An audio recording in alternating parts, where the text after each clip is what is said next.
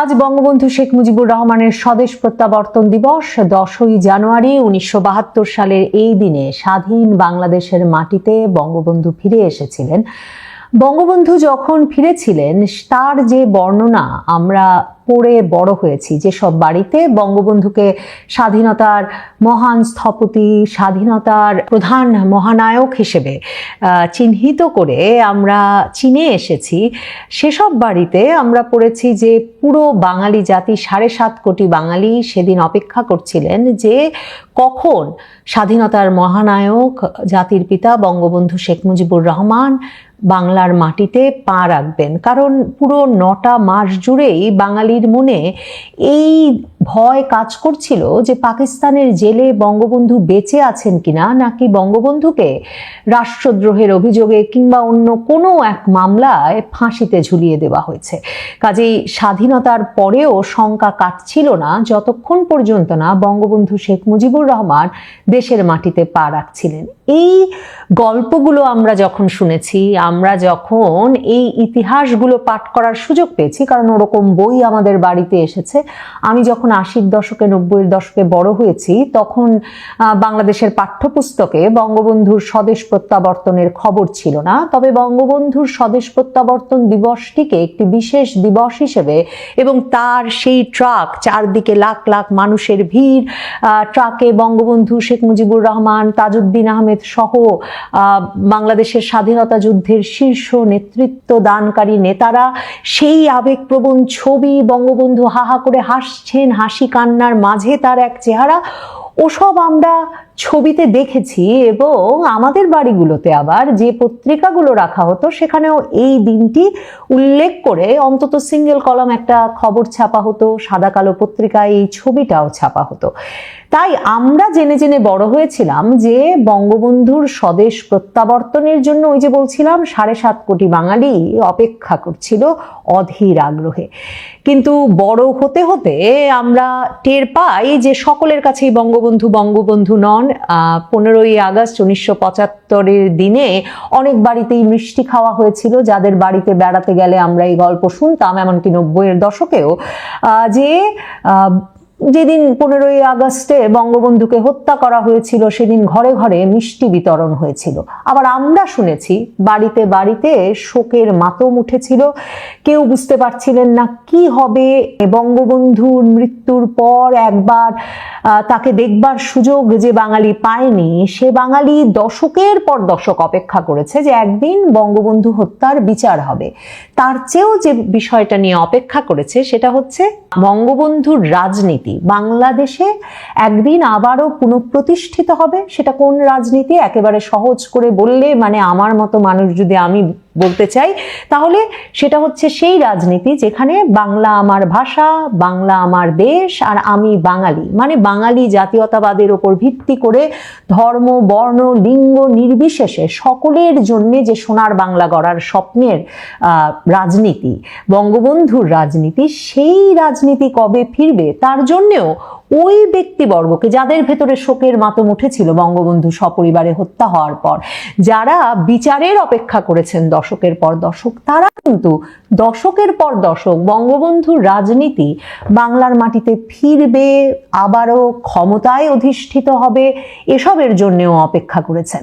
কাজেই আজকে যখন হঠাৎ মনে পড়ল যে আজ স্বদেশ প্রত্যাবর্তন দিবস 10ই জানুয়ারি, তখন মনে হলো যে রাজনৈতিক নেতার প্রত্যাবর্তন আর রাজনৈতিক নেতার এমন বীরের বেশে ফুলের মালা গলায় লাখ লাখ জনসমর্থকের মধ্যে তার নেতাকর্মীদের ভালোবাসায়, সমর্থনে, উচ্ছ্বাসের ভেতরে দেশে ফেরা সম্ভব শুধুমাত্র তখনই যখন তিনি যুদ্ধে বিজয়ী হবেন, যখন সুস্পষ্টভাবে তার রাজনীতির বিজয় অর্জিত হবে।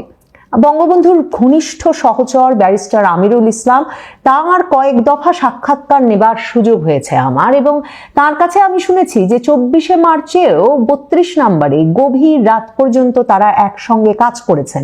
মানে মাঝরাতের পরপর তো বঙ্গবন্ধুকে তুলে নিয়ে যাওয়া হলো, তো তারা একসঙ্গে কাজ করেছেন এবং বারবার তারা বঙ্গবন্ধুকে বলেছিলেন যে আপনি বাড়িতে থাকলে আপনাকে গ্রেফতার করা হবে, কারণ তখন কিছু যে একটা ঘটবে, পাকিস্তানি সেনাবাহিনী সৈন্যরা বা ঢাকায় জড়ো হচ্ছিল, তারা যে একটা সামরিক ব্যবস্থা নিতে যাচ্ছে, এই আশঙ্কা এই উদ্বেগ কিন্তু সকলের মনে ছিল। কাজেই তারা বারবার বলছিলেন যে আপনি গ্রেফতার হবেন, আপনি আত্মগোপনে চলুন। কিন্তু বঙ্গবন্ধু তার সঙ্গে মানে ব্যারিস্টার আমিরুল ইসলামদের সঙ্গে আলোচনায় তাদেরকে সুস্পষ্টভাবে দিক নির্দেশনা দেন কি করে তারা পরবর্তী ধাপগুলো, পরবর্তী পদক্ষেপগুলো নেবেন। মানে এই নেতৃবৃন্দের একটা অংশ যে সীমান্ত পার হয়ে যাবেন, সীমান্তের এপারে মানে বাংলাদেশ অংশেই মুক্তাঞ্চল গড়ে তুলে সেখানে যে অস্থায়ী সরকার শপথ নেবে বা একটা সরকার গড়ে তুলে স্বাধীনতার ঘোষণা দিয়ে এটাকে একটা মুক্তি সংগ্রামে পরিণত করতে হবে,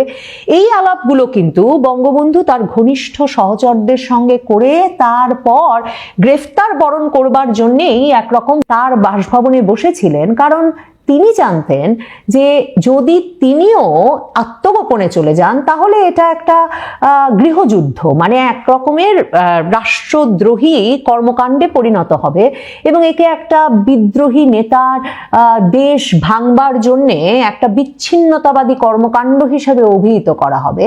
কিন্তু যদি একটা অস্থায়ী সরকার মানে একটা প্রবাসী সরকার গঠন করে ফেলা যায়, যে সরকার স্বাধীনতার ঘোষণাপত্র পাঠ করে ফেলে 10ই এপ্রিল এর মধ্যে, যে সরকার আসলে 25শে মার্চ রাতে দেওয়া স্বাধীনতার ঘোষণার উপর ভিত্তি করে গঠিত হয়, সেই সরকার তো আসলে মুক্তির জন্য 7.5 কোটি মানুষের মুক্তির সংগ্রামে, স্বাধীনতা সংগ্রামের নেতৃত্ব দিচ্ছে। কাজেই তার তখন কাজ হবে দেশে বিদেশে বিভিন্ন মিত্র তৈরি করা এবং সেই মিত্রদের মাধ্যমে এমন একটা আন্তর্জাতিক চাপ তৈরি করা যাতে হানাদার বাহিনী তার গণহত্যা, তার হত্যা, খুন, ধর্ষণ, লুটপাট এসব বন্ধ করতে পারে। কাজেই যুদ্ধের পুরো কৌশল সাজানো ছিল, যুদ্ধের পুরো কৌশল অনুযায়ী তার নেতৃবৃন্দ, তার ঘনিষ্ঠ অনুসারীরা সেই যুদ্ধটা পরিচালনা করেছেন 9 মাস ধরে। যে যুদ্ধ 9 মাস না হয়ে 9 বছরও চলতে পারত,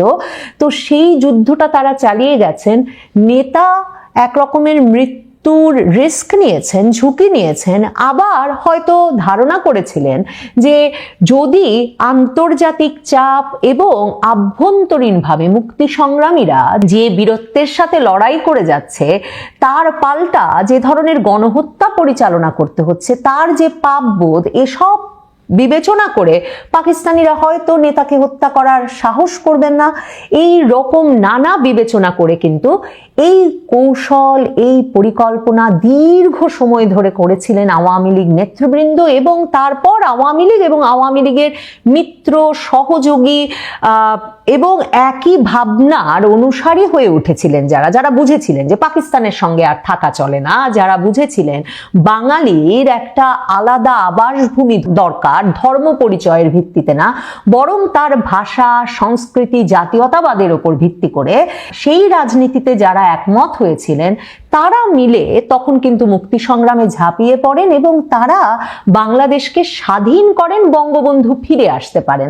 তার মানে পরিকল্পনা লাগে, কৌশল লাগে, লাগে নেতৃবৃন্দের সেই কৌশল বাস্তবায়নে প্রতি পদক্ষেপে পদক্ষেপে আরো নতুন নতুন কৌশল প্রণয়ন এবং বাস্তবায়ন, কারণ সবকিছু তো আগে থেকে ভেবে রাখা যায় না এবং এই প্রত্যেক মানুষের সাফল্যের ওপর শেষ পর্যন্ত নির্ভর করে যে যে রাজনীতি আপনি প্রতিষ্ঠা করতে চেয়েছিলেন, বাঙালির ভূমি, বাঙালির একটা স্বাধীন অস্তিত্ব তৈরি করতে চেয়েছিলেন পৃথিবীর মানচিত্রে, সেটা আপনি তৈরি করতে পারবেন কিনা, আপনার নেতা ফিরে আসতে পারবে কিনা, এই প্রত্যেকটি বিষয়।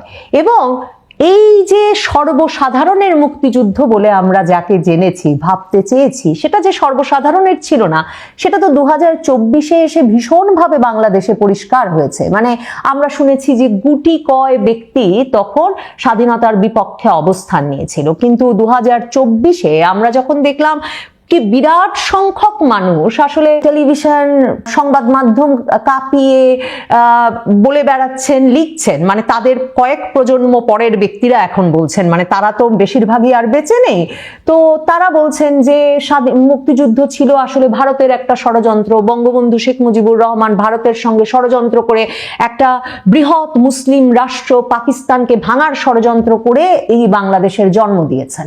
মানে তারা বাংলাদেশের জন্মে খুশি নন, তারা 1971 সালেও খুশি ছিলেন না, তারা 2024-এও খুশি নন। তারা এটাকে শেখ মুজিবুর রহমান, আওয়ামী লীগ এবং ভারতের মধ্যকার একটা ষড়যন্ত্র বলে মনে করেন। কাজেই সেই রাজনীতির 2024-এ বিজয় যখন ঘটেছে তখন খুব স্বাভাবিক 10ই জানুয়ারির আগের দিন 9ই জানুয়ারি ঢাকা বিশ্ববিদ্যালয়ে বঙ্গবন্ধু শেখ মুজিবুর রহমানের নামে একটা হল ছিল, সে হলের নাম মুছে ফেলা হয়েছে এবং এর আগে তো বহু দফায় বঙ্গবন্ধুর বাড়ি ভাঙা হয়েছে, বঙ্গবন্ধুর সকল ভাস্কর্য ভেঙে ফেলা হয়েছে। খুব স্বাভাবিক, বঙ্গবন্ধুর নাম আর পাঠ্যপুস্তকে নাই, কারণ বঙ্গবন্ধু এখন ভারতের সাথে ষড়যন্ত্র করে পাকিস্তান ভাঙার দায়ে দোষী সাব্যস্ত হয়েছেন 2024 সালের পরে, তার রাজনীতিটা পরাজিত হয়েছে 2024 সালের 5ই আগস্ট। কাজেই তিনি এখন সেই হল থেকেও তার নামটা মুছে ফেলা হয়েছে। এখন এই ভাবনাগুলো যখন ভাবি তখন মনে হয় শেখ হাসিনা কবে ফিরবেন। দেখেন, শেখ হাসিনা রাজনীতিতে প্রত্যাবর্তন 1981 সালে, এবং 1981 সালের মে মাসে শেখ হাসিনা যখন ফিরলেন 17ই মে তারিখে, শেখ হাসিনা 1975 সালে বিবাহিত, তার 2 সন্তানের জন্ম হয়ে গেছে, তিনি স্বামীর সঙ্গে প্রবাসে থাকেন, কারণ স্বামী প্রবাসে চাকরি করেন, রাজনীতির সঙ্গে তার কিছু মাত্র সম্পর্ক নাই। তার সঙ্গে তার ছোট বোন ছিলেন, বেড়াতে গিয়েছিলেন বড় বোনের বাড়িতে বিদেশে, সে কারণে ভাগ্যক্রমে এই 2 বোন বেঁচে যান। দেখেন, 1975 সালে বঙ্গবন্ধুকে হত্যা করা হলো, বঙ্গবন্ধুর ঘনিষ্ঠ সহচরদের অনেককে, শেখ মনি, আব্দুর রব সেরনিয়াবাদ সহ পরিবার এবং ঘনিষ্ঠ রাজনৈতিক মিত্রদের অনেককে সেরাতেই বাড়ি বাড়ি বাড়ি গিয়ে হত্যা করা হলো, এবং তারপর জাতীয় 4 নেতাকে জেলে নিয়ে যাওয়া হলো, এবং জেলে তাদেরকে নভেম্বর মাসে ঢাকা জেলে ঢুকে ব্রাশ ফায়ার করে মেরে ফেলা হলো। মানে আওয়ামী লীগের রাজনীতিটা যাতে একেবারে ধ্বংস হয়ে যায় এমন একটা ভয়ের পরিবেশ তৈরি করা হলো যে আপনাদের সব নেতাকে এক ধাক্কায় মেরে ফেলেছি, এরপরে আবার রাজনীতি কিসে। এরপরেও কিন্তু বঙ্গবন্ধুর ওই রাজনীতিটা, ওই যে বাঙালি জাতীয়তাবাদের রাজনীতি, ধর্মনিরপেক্ষতার রাজনীতি, বাংলা ভাষা বাংলা সংস্কৃতির ওপরে বাঙালির একটা আলাদা জাতিসত্তা এবং ভূমির যে রাজনীতি, সে রাজনীতি আবারও ফিরে এলো, এবং সে রাজনীতিকে তখন জোহরা তাজউদ্দিন আওয়ামী লীগকে সংগঠিত করার চেষ্টা করছেন, এবং এই রাজনীতি করবার প্রতি এত প্রবল আগ্রহ যে প্রথম যে নির্বাচন দিলেন জিয়াউর রহমান 1979 সালে, সে নির্বাচনে আওয়ামী লীগের দুটো অংশগ্রহণ করলেন। তার মানে এতটা আবার একটা বিরাট অংশের নেতা, রাজনৈতিক নেতা এবং কর্মীদের মধ্যে সেই বাঙালি জাতীয়তাবাদের রাজনীতি করার তাড়না। তার মানে কিন্তু বঙ্গবন্ধুকে মেরে ফেলা, 4 নেতাকে মেরে ফেলা, রক্তাক্ত করে ফেলা, সপরিবারে শিশু সন্তানদের সহ মেরে ফেলার পরেও সেই রাজনীতি করার সাহস বাঙালির বুকের ভেতর থেকে কেড়ে নিয়ে যাওয়া গেল না। দুটো ভাগের ব্যক্তিবর্গ, মানে নেতা, মিজানুর রহমান চৌধুরী এক ভাগে, আব্দুল মালিক উকিল এক ভাগে, তারা মিলে সেই ভোটে অংশ নিলেন। 30% মতো ভোট কিন্তু সেবারও আওয়ামী লীগ পেয়ে গেল। তার মানে আওয়ামী লীগ খুন করে আওয়ামী লীগের রাজনীতি দমন করা যাচ্ছে না, এই বাঙালি জাতীয়তাবাদের রাজনীতি আবার নষ্ট করা যাচ্ছে না, দমন করা যাচ্ছে না। দলটা তারপরেও যেহেতু ঐক্যবদ্ধ হয়ে উঠতে পারছিল না, সুসংহত হতে পারছিল না, কারণ নানা ভাগে নানা নেতা দলটা পরিচালনা করছিলেন, একরকম দলের চাহিদার তাড়নাতেই কিন্তু এবং দলের চাওয়ার প্রেক্ষিতেই কিন্তু 1981 সালের 17ই মে শেখ হাসিনা যখন বাংলাদেশে ফিরলেন, তাকে অভ্যর্থনা জানাতেও লাখ লাখ লোকের সমাবেশ হলো সারা ঢাকা শহর জুড়ে। এবং তার আগে 14, 15, 16ই ফেব্রুয়ারি ঢাকায় অনুষ্ঠিত আওয়ামী লীগ জাতীয় সম্মেলনে কিন্তু বঙ্গবন্ধুর বড় কন্যা শেখ হাসিনাকে আওয়ামী লীগের সভাপতি নির্বাচিত করা হলো, এবং এই যে লাখ লাখ লোক তাকে সমাবেশে তাকে তাকে সম্বর্ধনা জানাতে হাজির হতে পারলেন সেদিন ঢাকার বিমানবন্দরে, এবং পুরো পথ জুড়ে তিনিও তার বাবার মতো সম্বর্ধিত হতে হতে ঢাকায় ফিরলেন, তার কারণ কি? তার কারণ ততক্ষণে আওয়ামী লীগের নেতা কর্মীরা সংগঠিত হয়ে উঠেছেন, তারা অপেক্ষা করছেন নেতার, এবং তারা দেশের রাজনৈতিক পরিস্থিতিকে কত প্রতিকূলতায়, জেল, জুলুম, হত্যা, নির্যাতন সবকিছু সহ্য করে এমন একটা জায়গায় নিয়ে গেছেন যে তখন দেশের রাজনৈতিক পরিস্থিতিতে অনুকূল পরিস্থিতি তৈরি করে দিতে তখনকার শাসক প্রেসিডেন্ট জিয়া একরকমের বাধ্য হয়েছেন দেশি বিদেশি চাপে। তার আগে তার ইন্দিরা গান্ধীর সঙ্গেও সাক্ষাৎ হলো প্রেসিডেন্ট জিয়া এবং মিসেস জিয়ার, যে তিনি শেখ হাসিনাকে দেশে ফিরতে দেওয়ার একটা পরিবেশ করে দিতে বাধ্য হলেন।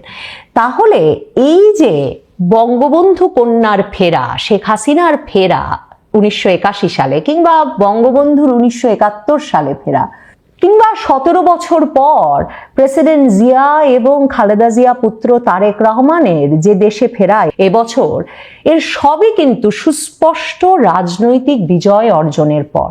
কারণ যে দেশে রাজনীতিতে ভাবনার পার্থক্য, আদর্শগত পার্থক্য এত দূরবর্তী মেরুতে অবস্থিত, সে দেশে সম্ভবত একেবারে সুস্পষ্ট রাজনৈতিক বিজয় ছাড়া, যুদ্ধ জয় ছাড়া একরকমের, এবং দলীয় নেতা কর্মী সমর্থকদের সংগঠিতভাবে বছরের পর বছর, দশকের পর দশক সে আদর্শের জন্য লড়াই করা ছাড়া নেতার ফিরে আসা অসম্ভব। শেখ হাসিনা বিভিন্ন সাক্ষাৎকারে বলেছেন তিনি ফিরবেন যখন আবারও বাংলাদেশে সাংবিধানিক সরকার, সাংবিধানিক ব্যবস্থা এবং একটা সুষ্ঠু আইন শৃঙ্খলা পরিস্থিতি ফিরে আসবে। সে সংবিধান কোন সংবিধান? নিশ্চয়ই শেখ হাসিনা 2024 জুলাই সনদে যে সংবিধানের স্বপ্ন দেখা হচ্ছে সে সংবিধানের কথা বলছেন না। তিনি বলছেন 1972 সালে সংবিধানের কথা, যে সংবিধান বাঙালি জাতি, বাঙালি জাতীয়তাবাদের শক্তিতে উজ্জীবিত হয়ে করা মহান স্বাধীনতা যুদ্ধের মাধ্যমে অর্জন করেছে, প্রণয়ন করেছে।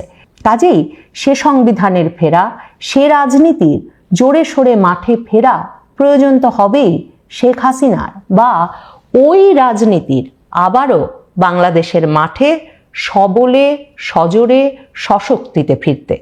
দেশের প্রধান প্রধান পাবলিক বিশ্ববিদ্যালয়গুলোতে যেখানে এই কিছুদিন আগেও ছাত্র শিবির ঢুকতে পর্যন্ত পারত না, সেখানে মাত্র 1 বছরের মধ্যে সেগুলোর ছাত্র সংসদ নির্বাচনের প্রতিটিতে শিবিরের ভূমিধস বিজয়কে রাজনৈতিক আমলে না নিলে ভুল করা হবে। 1 বছর আগেও যারা ছাত্রলীগের লুঙ্গির তলায় ছিল, সেই সাদেক কায়েমের মতো নেতারাই ছাত্র শিবিরকে জিতিয়ে আনছে। এটা আপনার কাছে বিস্ময়কর লাগে না? সবাই এসব জেনেও ছাত্র শিবিরকে ভোট দিয়ে জেতাচ্ছে এরকম মনে করছেন আপনি? নিশ্চয়ই ভোট নিয়ে কেউ যেহেতু কোনো কিছু বলছে না, তাতে হয়তো ভোট সুষ্ঠুই হচ্ছে। যদি এই মুহূর্তে ছাত্রলীগ মাঠে থাকতো তাহলে পরিস্থিতি এত সহজ সরল হতে বলে মনে করছেন? ছাত্র দলকে হারানো যত সহজ হচ্ছে, ছাত্রলীগকে হারানো যে ততটা সোজা কথা নয় সেটা বলাই বাহুল্য। তারেক রহমান দেশে ফেরায় নাকি ম্যাজিকের মতো বিএনপি আগামী নির্বাচনে বিপুল ভোটে জয়লাভের সম্ভাবনা শতভাগ বেড়ে গেছে। কিন্তু তারেক রহমান দেশে ফেরার পরও জগন্নাথ বিশ্ববিদ্যালয়ে ছাত্রদের ভোট ব্যাংক কেন শিবিরের পক্ষে গেল বলুন তো? তার মানে কি ছাত্ররা তারেক রহমানের ফেরাকে আমলে নিচ্ছে না? কারণ এই ছাত্ররা তো স্লোগান দিয়েছিল তারেক আমার, যাই হোক, তারেক ম্যাজিক জাতীয় নির্বাচনে কাজ করবে তো? এই প্রশ্ন তুললে কি বিএনপি আমাকে গালি দেবে? গালি তো দিচ্ছেই, প্রশ্নটা তো তোলা দরকার, তাই না? ছাত্রলীগ না থাকায় যদি শিবির জেতে, তাহলে আওয়ামী লীগ না থাকলে জাতীয় নির্বাচনে কি হবে? আসুন একটু আলোচনা করে দেখা যাক। 5টি পাবলিক বিশ্ববিদ্যালয়ে ছাত্র শিবিরের বিজয় নিয়ে অনেক আলোচনা হয়। ওয়েলফেয়ার, দীর্ঘদিন ছাত্র সংসদ না হওয়া, সাধারণ শিক্ষার্থীদের ক্ষোভ, দলীয় দখলদারি, জুলাইয়ের ইমেজ ইত্যাদি ইত্যাদি অনেক কথা, অনেক প্রসঙ্গ এই আলোচনায় আসে। এগুলো সত্য, কিন্তু এগুলোর বাইরে যে কথাগুলো আলোচনায় আসে না তা বলার দরকার। ছাত্রলীগে ছাত্র শিবিরের অনুপ্রবেশ এবং ছদ্ম পরিচয়ের রাজনীতি নিয়ে কথাগুলো কেউ কেউ বলেন বটে, তবে বেশিরভাগই এড়িয়ে যান। গত ১.৫ দশকে ক্যাম্পাসে যে ছাত্রলীগকে সমাজ দেখছে, মানুষ দেখেছে, সেই দৃশ্যমান ছাত্রলীগের ভেতরে দীর্ঘ সময় ধরে বড় মাত্রায় অনুপ্রবেশ চলেছে। একথা আজ আর শুধুমাত্র গুজব নয়। ক্যাম্পাসের অনেক ঘটনা প্রবাহ, নাম, পরিচয়, তালিকা, দাবি এবং পরিচিত মুখদের অতীত রেকর্ড মিলিয়ে সেটা জনপরিসরে ঢুকে পড়েছে। আপনারা সবাই জেনে গেছেন সেটা। ফলটা হয়েছে বহুমুখী। একদিকে ছাত্রলীগের নাম, ঐতিহ্য, মুক্তিযুদ্ধ সম্পর্কিত রাজনৈতিক বৈধতা একদম পুরো ক্ষয় হয়ে গেছে। অন্যদিকে সেই ক্ষয়ের দায় ছাত্রলীগের ঘাড়েই চাপানো হয়েছে, কারণ দৃশ্যমান নামটা ছিল ছাত্রলীগ।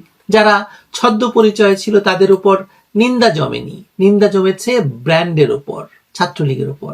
এটা রাজনীতির খুব পুরনো কৌশল। প্রতিপক্ষকে শুধু হারানো না, প্রতিপক্ষকে এমন ভাবে বদনামগ্রস্ত করা যাতে পরে তাকে নিষিদ্ধ করা জনমনে স্বাভাবিক মনে হয়, এবং ছাত্রলীগকে নিষিদ্ধ করা হয়েছে। ছাত্র সংসদ নির্বাচনের সাম্প্রতিক ধারাবাহিক ফলাফলগুলো আসলে একাধিক ঘটনার যোগফল, কিন্তু সবচেয়ে বড় চালিকা শক্তি খুব সহজ। ছাত্রলীগকে নিষিদ্ধ করে ক্যাম্পাসের সবচেয়ে বড় প্রতিদ্বন্দ্বী শক্তিকে এক ধাক্কায় মাঠ ছাড়া করা হয়েছে। আর ছাত্রদল সাংগঠনিকভাবে এতটাই দুর্বল যে সে শূন্যতা পূরণ করে শিবিরকে ঠেকানোর মতো সক্ষমতা তাদের নেই। এই দুই বাস্তবতার মাঝখানে যে শক্তি সবচেয়ে সংগঠিত, সবচেয়ে ডিসিপ্লিন, সবচেয়ে দ্রুত মাঠে নামতে পেরেছে, সেই শক্তির বিজয় হয়েছে। সেই শক্তি কারা? সেই শক্তি জামায়াত ইসলামের ছাত্র সংগঠন, ছাত্র শিবির, এবং সারা বাংলাদেশে এখন শিবিরের জয় জয়কার। এই পটভূমিতে আজ যখন শিক্ষার্থীদের বড় অংশ বুঝতে শুরু করেছে যে অতীতের অনেক সহিংসতা, হেলমেট বাহিনী, ভয়ভীতি, দখলদারি, এসবের চালক কারা ছিল বা কারা মিশেছিল ছাত্রলীগ নাম নিয়ে, তখন মানসিক মোড় ঘুরতে পারে অনেকের। বহু শিক্ষার্থী যে ক্ষোভ নিয়ে ছাত্রলীগকে ১ নম্বর শত্রু ভাবত, তাদের একাংশের সামনে নতুন সন্দেহ তৈরি হচ্ছে। যে ছাত্রলীগকে ঘৃণা করতাম সেটার একটা বড় অংশ কি আসলে ভেতর থেকে ছাত্র শিবির ছিল? এই ভুল ভাঙা গুরুত্বপূর্ণ, কিন্তু এর রাজনৈতিক উপযোগিতা এখন খুব সীমিত, কারণ ভুল ভাঙার আগেই ছাত্রলীগ নিষিদ্ধ। নিষিদ্ধ মানে শুধু নির্বাচনে না থাকা নয়, মানে সংগঠনের জনবল, প্রকাশ্য উপস্থিতি, সাংগঠনিক পুনর্গঠন, ক্যাম্পাসের দৈনন্দিন কাউন্টার পাওয়ার সবই ভেঙে পড়েছে। আর এই অবস্থায় প্রতিরোধের জন্য যে শূন্যতা ছিল, সেখানে ছাত্রদল দাঁড়াতে পারেনি, দাঁড়াতে চাইলেও পারছিল না। ফলে শিবিরের সামনে বাধা নেই, রাস্তা প্রশস্ত, তারা সব জায়গায় তাদের জয় জয়কার। ক্যাম্পাস নির্বাচনে শিবিরের জয়ের ব্যাখ্যা কিন্তু তাহলে সোজা হয়ে যায় আমাদের কাছে। এক, প্রতিদ্বন্দ্বী শক্তিকে নিষিদ্ধ করে মাঠ খালি করা হয়েছে, ছাত্রলীগ নেই। বিকল্প প্রতিদ্বন্দ্বী শক্তি বিএনপি হয়, তাহলে তারা সংগঠিত নয়। ৩ নাম্বার হচ্ছে শিবির বহু বছর দৃশ্যমান ছিল না, কিন্তু অনুপস্থিত ছিল না। তারা ক্যাম্পাসের ভেতরকার নেটওয়ার্ক, হল ভিত্তিক যোগাযোগ, সাংগঠনিক শৃঙ্খলা এবং প্রয়োজন মাফিক পরিচয় ব্যবস্থাপনার মাধ্যমে নিজেদের প্রস্তুত রেখেছে।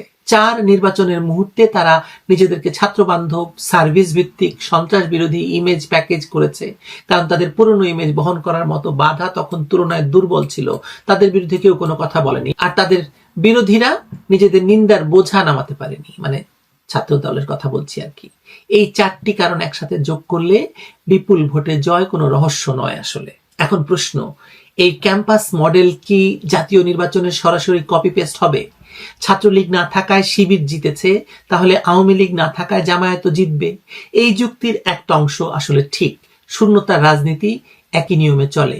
যদিও জাতীয় নির্বাচনের মাঠ ক্যাম্পাসের চেয়ে বহুগুণ জটিল, তবু এই সতর্কতা বললেই বিপদটা ছোট হয়ে যায় না। বরং বাস্তবতা হলো জাতীয় পর্যায়ে জামাতের এককভাবে বিপুল বিজয় নিশ্চিত করা মানে না হলেও তাদের বড় উত্থান বা কিংমেকার হয়ে ওঠার সম্ভাবনা শক্তিশালী হবে। বিশেষ করে আওয়ামী লীগকে নির্বাহী ক্ষমতা বলে বাইরে রাখা হলে এবং বিএনপি যদি জনগণের আস্থা ধরে রাখতে ব্যর্থ হয়, তাহলে তো কেল্লা ফতে জামায়াতের জন্য, তাই না? জাতীয় নির্বাচনে 3টি বড় ভ্যারিয়েবল একসঙ্গে কাজ করে। প্রথম ভ্যারিয়েবল হলো ভোটারের ভয় এবং নিরাপত্তা বোধ।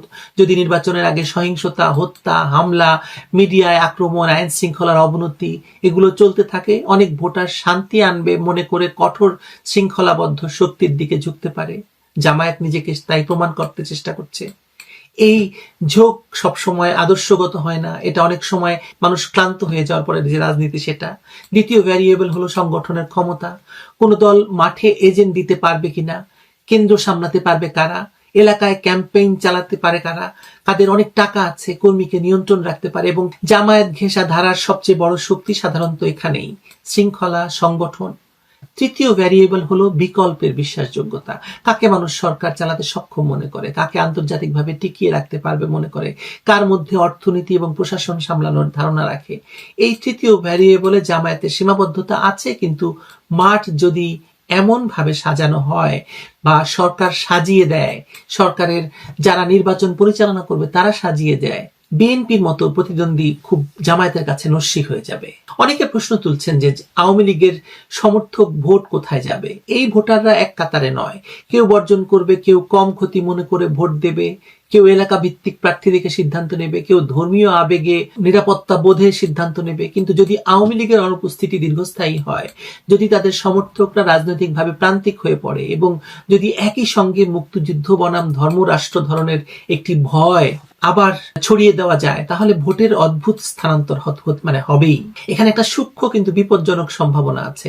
আওয়ামী লীগ সমর্থকদের একাংশ বিএনপিকে শাস্তি দিতে চেয়ে অন্যদিকে চলে যেতে পারে। বিশেষ করে বিএনপির স্থানীয় নেতাকর্মীদের বিরুদ্ধে চাঁদাবাজি, দখলবাজি, লক্ষ লক্ষ আওয়ামী কর্মীদের বিরুদ্ধে মামলা, মারধর, বাড়ি পুড়িয়ে দেওয়া, ব্যবসা দখল করা, মব রাজনীতির অভিযোগ জমছে, পাহাড় হয়ে গেছে জমতে। ক্যাম্পাসে যেমন ছাত্রদল উড়ে গেছে, জাতীয় রাজনীতিতেও যদি বিএনপি মাঠে গিয়ে নৈতিক এবং সাংগঠনিক নিয়ন্ত্রণ হারায়, তাহলে তাদের জন্য এই ধরনের ধাক্কা আসবেই, তাতে কোনো সন্দেহ নেই।